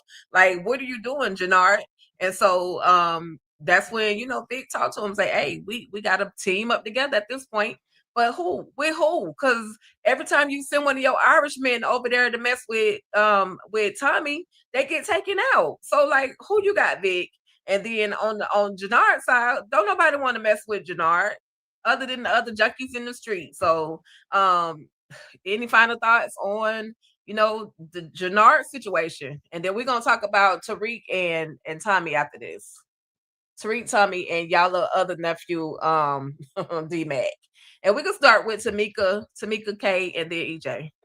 This annoyed me so much. I think we have said it, and I don't know how much it could be said that, like, why are you here, Vic? Why are you here? I didn't need to see this all of a sudden. I'm Vic. Nobody gives a damn about who you are. Like, honestly, the fact that Jannard is still sitting down in this damn freaking basement of this damn barbershop, we still not locking the doors. I don't know. It looked like he was contemplating taking himself out. And to be honest, him and damn Vic could have both just been like, let's take ourselves out here together, because that is just about as much as y'all gonna damn do anyway, talking about going after Tommy. Like, if y'all don't get the hell up out my face, I was so sick of Vic. You literally was away having a new life, and you decide to come back again for Tommy. Now you all of a sudden thinking about your legacy, okay, pun intended, because you seen it on the damn news and they saying you the last survivor, and with finding out Diamond. Like, boy, that's annoyed me so much, y'all. Vic could have been dead. I don't got nothing else to add. Okay. First of all, because we got to talk about Vic and this girl that he just fell in love with from being in the club, and y'all done shacked up and everything, and then you just walk off in the woods. First of all, I didn't even find it convincing at all that he was getting drunk off brown. You look like you drink white and white only. Okay, the way your family was racist, I doubt you even had any brown liquor to begin with, Vic. Don't talk about I'm motherfucking Vic Flynn. Don't nobody care. When has your name ever carried weight at all? Even when your dad was alive, he didn't even like you. He called you weak anyway. Like, nobody ever cared. You was the lowest on the totem pole in your family. Nobody cares about you at all, or the Flynn family and their name at all. And you sitting there getting mad and stuff and walk around and Tommy did. And every time you've tried to come at Tommy, you've lost. You're not a winner. You're a loser. You're a loser. So you went up there to meet up with another loser, so y'all can sit there and be losers together. Talk about let's take down Tommy. Y'all in what army? Both of y'all are losers, and nobody likes neither one of you. Take your losses. Cut them out right now. Y'all sitting there trying to make like seem like y'all got something to prove. No, you don't. Cut your losses right now. At this point, Tommy ain't even trying to bother y'all no more. If you go and walk away nicely, he gonna leave you alone. But see, y'all keep trying to come at him. He already know y'all are losers. It's not really gonna be that hard to take y'all down because y'all are dumb and dumber and ain't never made not one smart move this whole time. Not one. That part. Okay, listen. Claudia was harder than Vic. Let's just keep it real. Claudia was hard. I don't even like Claudia like that, but Claudia had more guts, more kahunas, more everything than Vic. Vic didn't even want to be in this life, as he said. How many times did Vic try to walk away from this? Season 1, season 2, season 3. Like every season, Vic was trying to run away from his legacy, right? Like, sir, why did you come back? This was stupid on you got away clean, okay? Listen. Your daddy gone. Your sister gone. And these were people who were actually gangster. You know, Claudia, I give her a little gangster, you know, because she in the end, she did try to have a little gangster about her. Mm-hmm. But at the end of the day, Vic, you did nothing. So I don't understand why we even came back. I don't understand why you left Ray, because clearly Ray must really like you, because this dumb broad, how you just gonna run off with him and you believe more in his new identity than he believed in his new identity. The way I would have took that new identity and went on with life, the way I would have said bump Chicago, you ain't got ish in Chicago to go back to. You ain't got no clubs. You ain't got no territories. You ain't got no nothing. I don't think you have any money. I don't think you got nothing. I think you is done. So whatever you do have left, you should have went on with Ray, had some babies, and went on with your life. Right. Because at this point, and the way she was talking about going to a place with no extradition, you forgot that, dude, you still got some dirt on you. And now that we got Singh over here, he know about the dirt that you had. He knew that what you did, like you, ain't no way I would have came back, especially to go to no jail, like, because there's still the possibility of that. Like, if they find out that you back, that's the reason why you was running in the beginning. And now that Singh is working for Tommy, he don't need you to say anything that Stacey, like, sir, this is stupid. I just can't stand Vic, and I don't even want to get on Jannard. Jannard is just dumb as rocks, for real. Like, Jannard is so stupid. This was dumb. He should have just went ahead and just said, you know what? I'm coming to meet you, Diamond. I'm coming, bro. We gonna have to be together, okay? Like, because there's no other thing to do. Like, there's no winning this. You have lost every single crew in the coalition. 2 cartels have now joined together. Literally, Chicago has been taken over. What are you going to do? Nobody wants to be on Junkie Jannard's side. There's nobody left that will align with you. The one person who did like you, you went and slept with somebody. You went and lost her. The one person who believed in your dumb ass, you lost her. So what are we really gonna do? Like, I don't understand. Like, this is stupid. And I hope, oh God, I hope and I pray that this does not carry over into whatever new show that we are about to come. I do not want to see these 2 no more. I'm done with them. Please don't do it. But something tells me that they left it wide open like this for a reason. And I don't want to see it. I'm done with them. Done. But anyway, yeah, this was I'm sorry, I had a whole rant. I apologize. It's all good. Let it out, because the series over for now, so let it out. I have a question for y'all.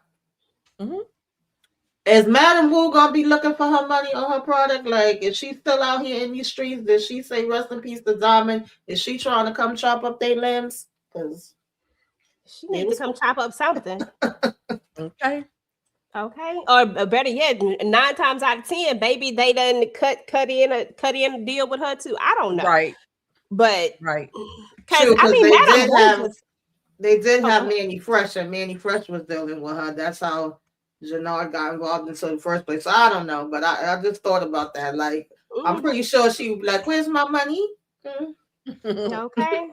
It's just, this is stupid. Like, y'all have no cash. Y'all have no nothing. Like, what are y'all gonna do? Y'all can't hire no hitman. Y'all never gonna get close to Tommy. Like, what? Like, this is dumb. Like, y'all never gonna be able to get close to him. Like it's not gonna happen. And Jannard, it's on site with you. I guarantee you that all them people, like if I'm what's his name, Gray Skull, it is on site for all them damn lies. Let me see you. Let me see you. I'm gonna let you, like, I'm gonna let you. You just lost everything right here. I'm gonna go over here, get good with them, but let me see you. Anybody who see him is on site. I'm sorry, that's how it should have been. Jannard shouldn't even be alive right now. I'm done. I agree. But we shall see how much further the who somebody call him not Ren and Stimpy, Pinky and the Brain. We'll see how see how that all plays out. But what did y'all think about the conversation? And we're almost done. What did y'all think about the conversation between Tariq as well as D-Mac? Because Tariq was talking about, he feels sorry. He said that he lost, that D-Mac lost his daddy, and he understand how he feel. No, bro, you don't understand. It's a totally different damn situation. You took your own daddy out. It's a difference. This young man, okay, D-Mac kind of blames himself for JP being unalive, but you actually took your daddy out. But in the meantime, I'm looking at Tariq, like he looking around, like trying to see how popping Tommy is, like he's really the man. He's really the king of Chicago right now. And it's like he's gathering information as to how he can make his next move. I don't even know if he really was listening to D-Mac like that. Did y'all have any thoughts on just their conversation? The conversation D-Mac and Tariq, and we could do Tamika K, then EJ. Child, I said, not you trying to be like, yeah, I understand, boy, bye. We know what the hell you understand. But, with him talking with Z-Mac, I just felt like, okay, we about to have a child, Zeman out here in these New York streets. Don't bring that mess over here, Tariq, okay? He about to come over here and probably, have Z-Mac underneath his wing. And as usual, Z-Mac run his mouth too damn much. You got a big mouth. You never should. I mean, he don't know.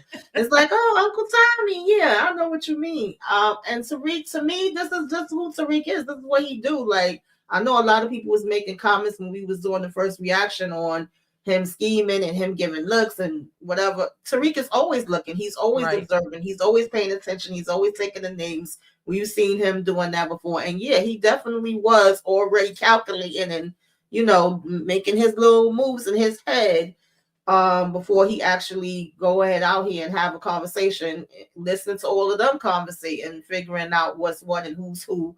And I think that him and D-Mac is probably going to bond some way. I don't know if we're going to see that happen, but that's what it was giving me. And, he'll be taking him under his wing somewhere down the line, I'm assuming. And freaking Miguel, tell me, oh, you really are cool. Okay, if you don't get the hell out of here, because you could have been. But, it's what it is. We are family now. We don't care about Miguel. Let his leg get some gangrene or something. Let it fall off with the rest of him. Okay.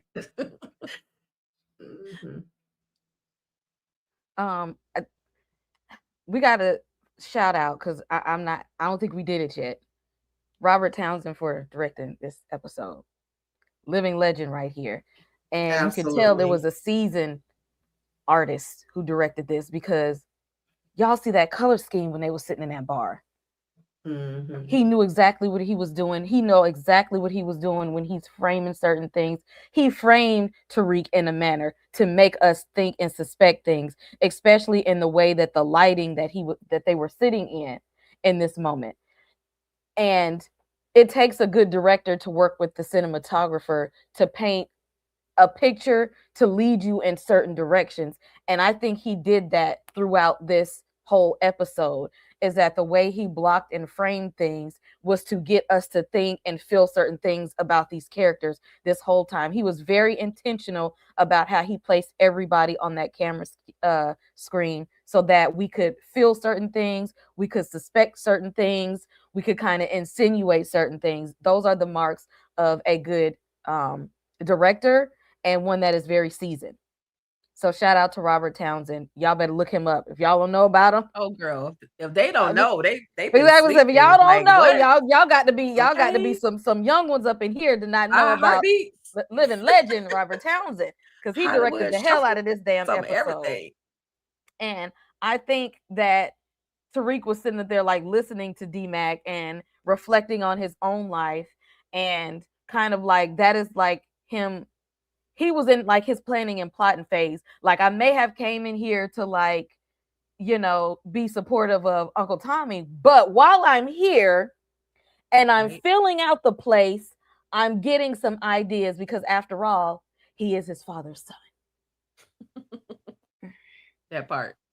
Listen, one thing Tariq always been and always will be is an opportunist, okay? I mean, and he is like his father, and his father was just like that too. They're opportunists. They're always going to take advantage of a situation. And that doesn't mean that it has to be in a bad way. It just means that they have the sense enough to know when, like, oh, okay, like this would be the move right here. And that's how I looked at it.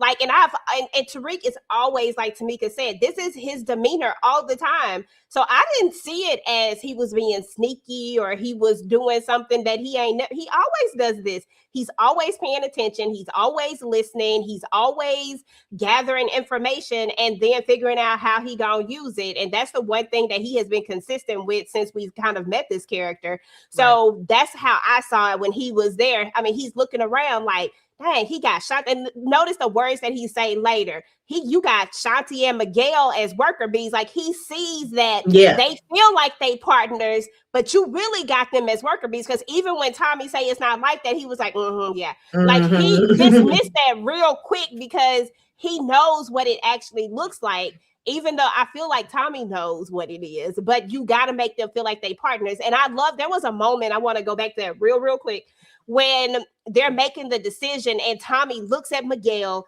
then he looks at Shanti because he wants him to feel, he knows now. I think Tommy realized where he messed up with Diamond.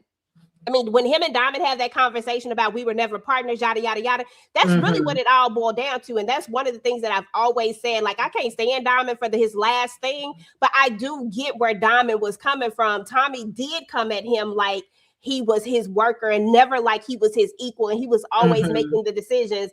And not saying that they weren't good decisions, but I also think that Diamond had a lot to offer. He definitely wasn't no Jannard. He didn't run CBI for no reason. People didn't respect him for no reason. Like, it was a reason why they respected him, and the reason why he was who he was.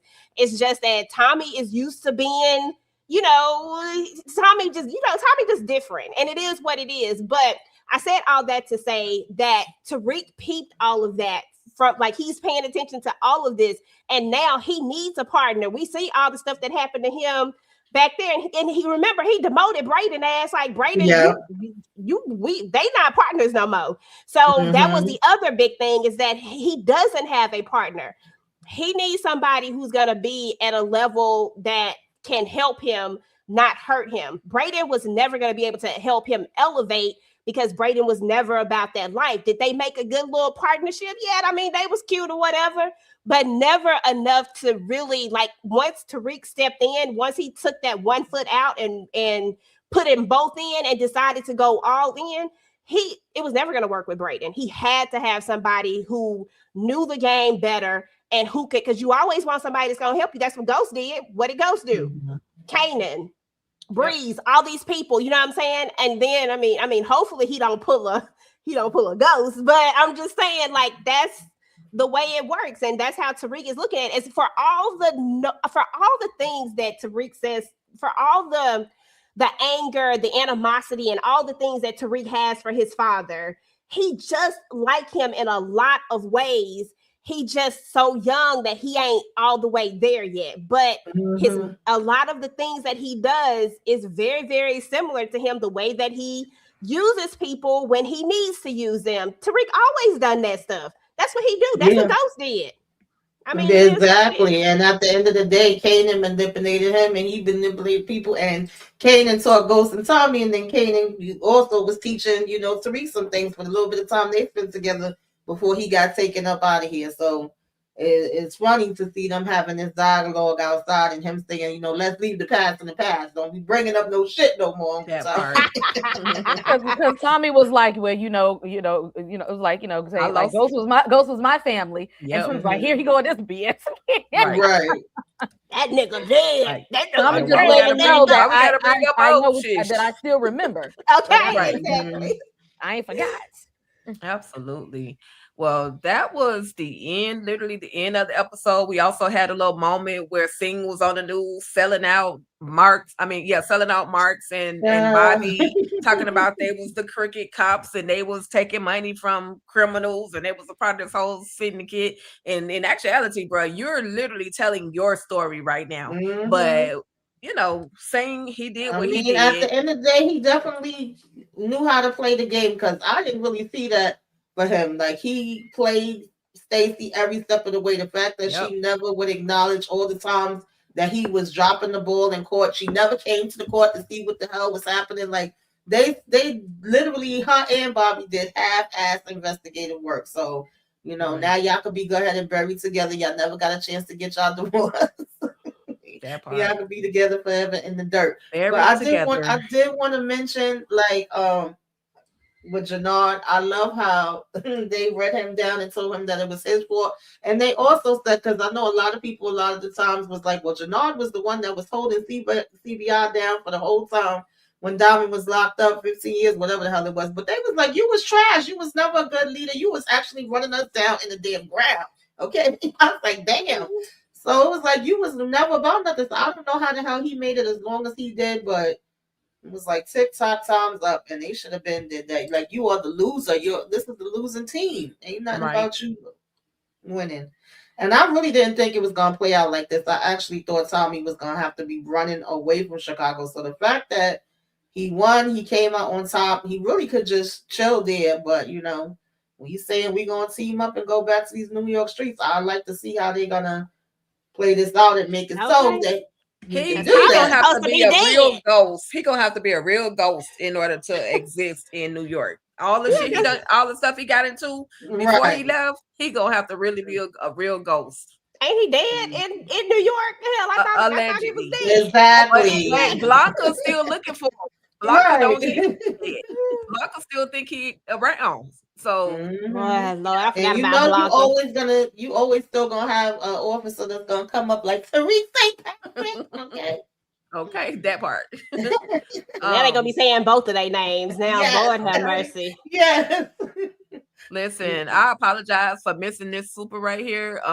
We talking, if you ain't figured it out by now, Sub-Zero 9000, we over here talking about the season finale, the last freaking episode of Power Book 4 Force, episode 10. It was crazy. I do apologize for just getting to it. Y'all know I wasn't even messing with the chat like that. I'm trying to focus. I ain't even see it, my bad. But it's all good. It's all good. So with that being said, at the end of this whole conversation between Tariq and Uncle Tommy, we got this little soundtrack, this little musical situation. And I just want to play this, and I just want to know how y'all truly felt after y'all, y'all heard. Let me listen, come on, girl, just play it. EJ. Calm down. I'm ready. So what you say? Start some new shit or what? They say this is a big rich town. I just come from the poet's palm. Bright light, city life, I gotta make it. This is where it goes down.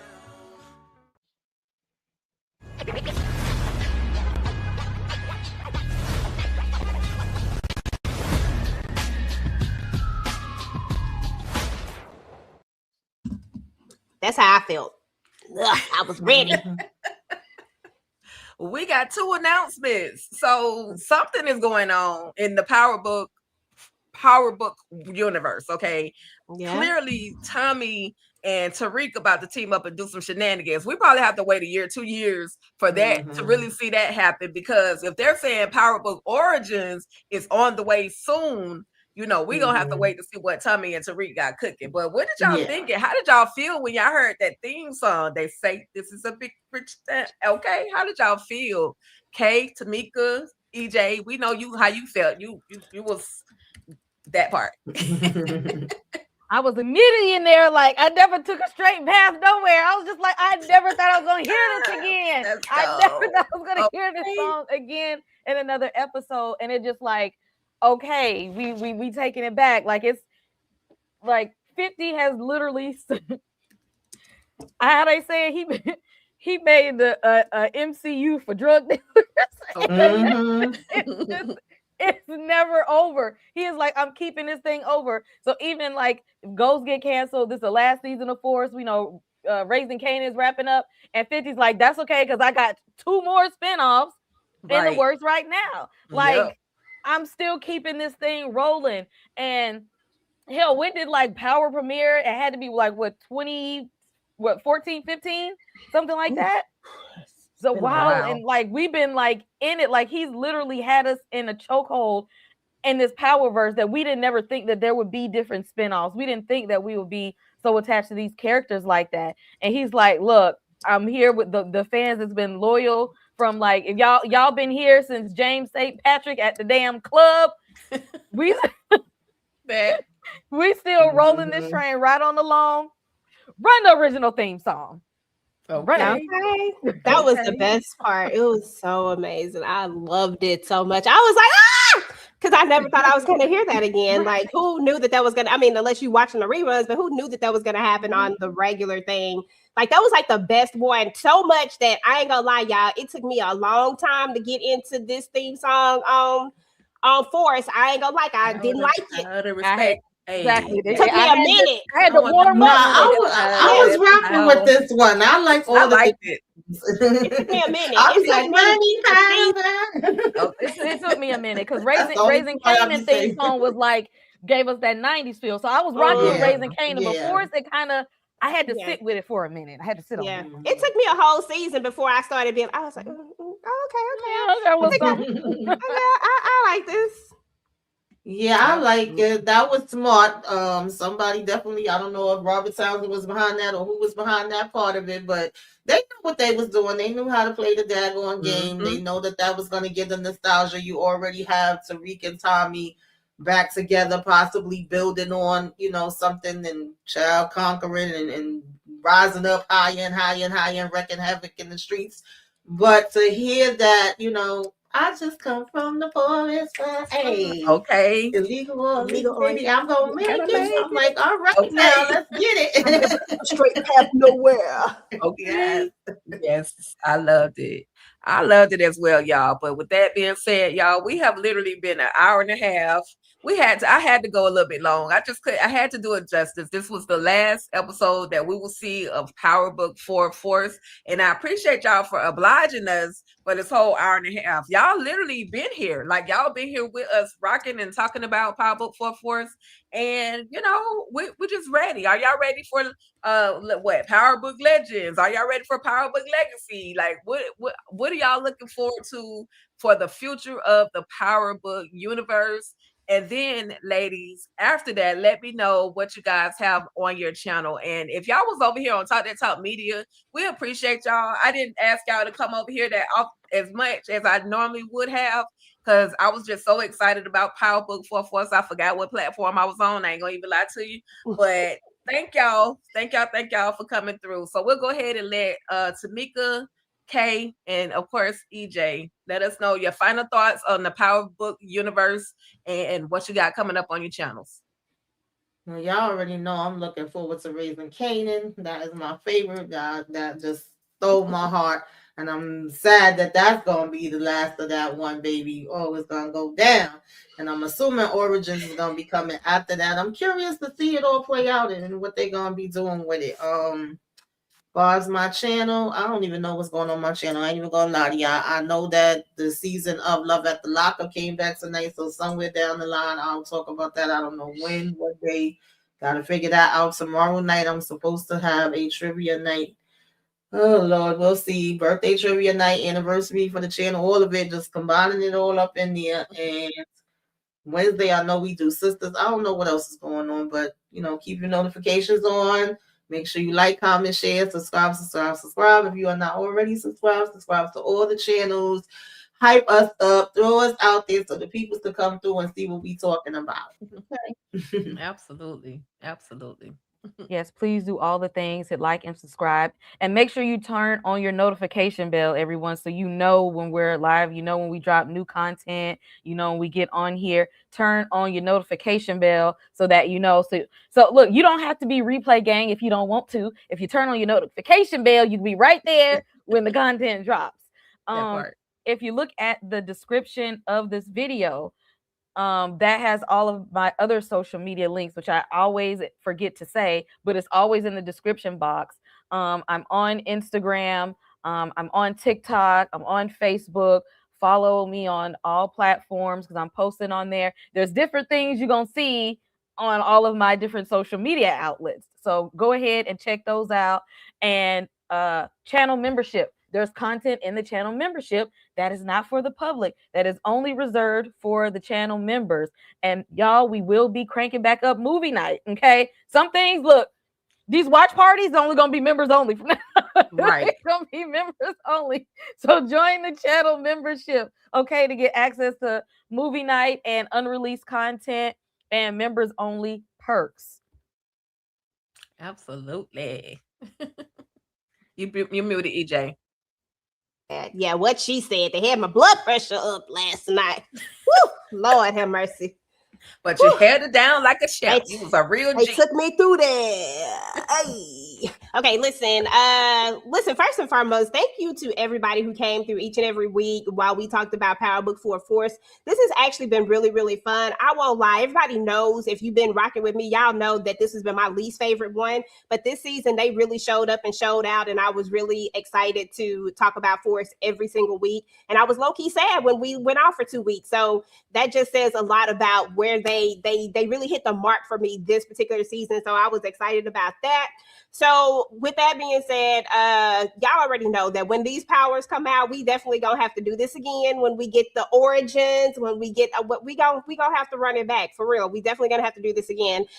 As far as the channel is concerned, I really don't know what I'm gonna be dropping on TV Junkie. I know that we'll be doing our book club, our Ruthless Junkie book club on Sunday, which also I'm doing that. And it's also Family Business Sunday. Since it's about the family business, it's counting as a twofer. So if you haven't read Cousin Curtis's book, it's called Curtis Duncan Bounty Hunter, then definitely go and pick it up. You can get it on Amazon, you can get it on Kindle, or if you want a signed copy of it, you can always go to the website and get a signed copy of it. That's what we are reading. I am going to drop a poll really, really soon on books that we like books for next month, so that way you guys can vote on it. And just depends. I ain't gonna say the vote gonna win. I'm just gonna say I'm putting it out there. Okay. We'll see what happens with the thing. Just trying to get some ideas of what people want to read or whatnot. And then on TDT, of course, we have a ton of stuff on TDT that we've dropped. We've dropped our last episode of It Welcome to Dairy. We had a reaction. We did our reactions for that. If you would like to check out our entire reactions for the whole season, we have all of those up there. We actually have reviews over Welcome to Dairy, over It, the 2017-2019 version. So if you want the whole package, we got all of that over there. We definitely dropped our we dropped something. Petty debates. Yeah, petty debates, which was funny. We definitely, if you watch Interview with a Vampire, please go over there and check out our petty debate. Tika talked about why Lestat was the problem, and I talked about why Louis was the problem.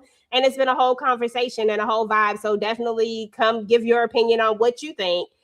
So we would appreciate that. So if you are not signed up for Talk That Talk Media, please make sure to go ahead and subscribe to our channel. We do drop a lot of content over there. And let's see, what else do we got going on?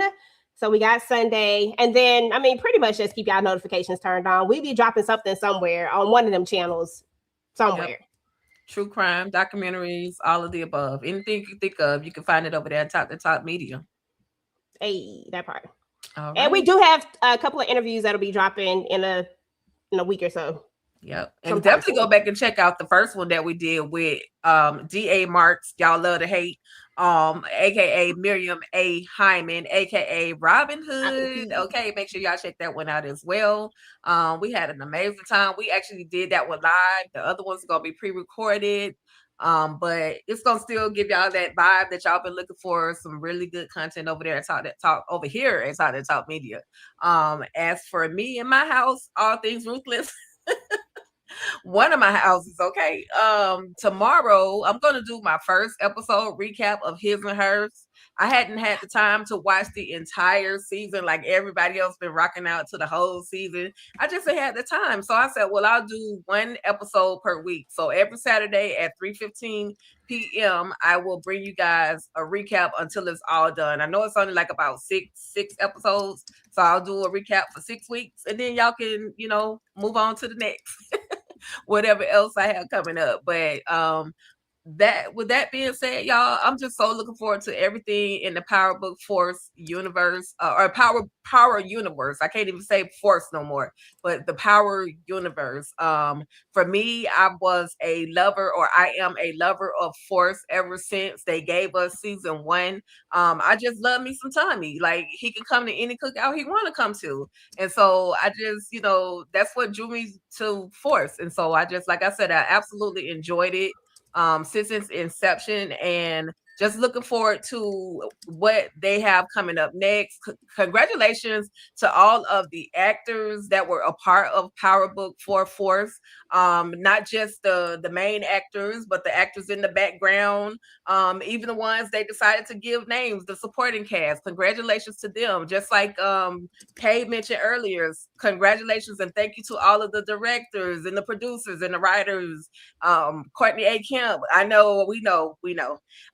50 Cent, even 50 Cent, like, I gotta acknowledge 50 Cent because he be bringing us some shenanigans. And he probably the one that went to IMDb and put Omari Hardwick in them freaking credits, knowing good and darn well Omari wasn't coming to the darn show. So shout out to 50, the best troll in the whole wide world.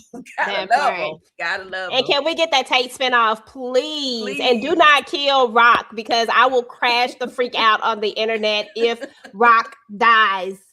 I just had to say that. I'm sorry. Yeah, that's all. That's all good. That's all good. With that being said, y'all, we up out of this thing. Thank you, everybody. It's too many y'all in here to just name by name by name. I'll be talking forever, and I know they already tired of me talking. So we just gonna be up out this thing. We absolutely appreciate y'all. Just like he just said, week to week, y'all came through. Y'all rocked with us. Y'all stayed down with us this whole time that we talked about this Power Book 4 Force. So thank you guys so much, and I'm looking forward to everything else. So that's about it, y'all. Peace. Have an amazing night. Talk that.